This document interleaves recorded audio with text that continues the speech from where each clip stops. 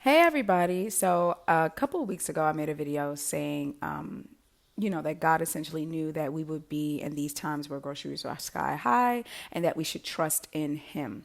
With that being said, there was a person that did want a video on how they could save costs and eat and honor the Lord with their body.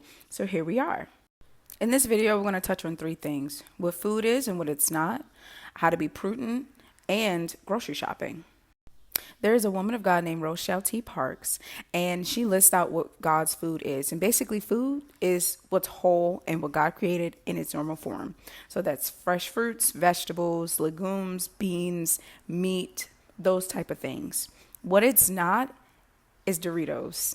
Okay, the cookies, the crackers, sodas, excessive chips, and things like that. Those things add unnecessary costs. One bag of chips, I think, is like $10 now. A can of pack of soda is about $6. You get that, and your cart's going to be astronomical in price. In the Bible, I think they only ate about 2 times a day, in the morning and then once the work was done. And one of the things the body of Christ is dealing with right now is gluttony. And that right there leads to poverty. You're going to want to snack. You're going to want to eat these non-fulfilling foods because they taste good. And then it doesn't do what it's supposed to do in your body. Hence why everyone still feels hungry, sluggish, and is gaining weight. But God does not want that for us. 1 Corinthians 10:31 tells us, whatsoever we eat or drink or whatever we do, do it all to the glory of God. That is God directly letting us and telling us we need to honor Him in what we eat. Our bodies are His temple. The next thing I wanted to touch on is being diligent and prudent when you're thinking about your groceries. Jesus tells us that you don't want to be embarrassed, so count the cost of whatever it is you're doing. He talks about building, but take that principle and apply it to this. If you know you may be a family of one, maybe a family of four, whether low income or not, you have a pretty good idea of what you're working with on a monthly, if not weekly basis.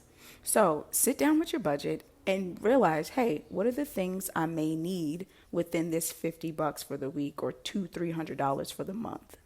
If you know you're a family of 1 to 2, you're going to need at least 3 meals a day. You might want a snack a day. You're going to need water. Those are the very practical things you can write out. Also, when it comes to writing or making a list, think about the staple items. I once heard the quote, like, if you don't want their life, don't take their advice. But the opposite is true. If you see something about their life that you would like to implement in your own because you see it works for them, not to idolize it, but kind of take note. The Bible tells us to get wisdom. With that being said, let's look at a place like Cheesecake Factory. Now you're probably like, why Cheesecake Factory? Cheesecake Factory has an extensive menu. I think one of the largest menus for a restaurant chain across the United States, if I'm not mistaken. With that being said, they're known for their pastas, the cheesecake, and, just new creations. But they don't buy 50,000 different ingredients. No, they'll buy things like pasta, they might buy beans, and they might buy like a rice. Across that, you can make thousands or hundreds of different meals, different ways by adding an extra spice or seasoning. That's the same mindset we need to have when we're going to the grocery store. Now, you might want to try a new recipe. There's nothing wrong with that. But is it in your budget? And will it fill you? Now, some ways I like to cut costs is I shop at my local farmer's market. Farmers sell their produce at a discounted price.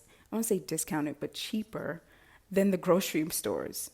Another thing I do is I don't shop in the middle of the aisles. Like I said, a pack of soda is like $6. A bag of Doritos is like $10. That's $16 right there. Why are you spending $20 on 2 items you know it's not going to fill you? Steward your finances well. And lastly, I make food at home. Like this guacamole, I make it myself. Put the time in up front to save you in the latter. Let me know if you want a sample grocery list. Bye.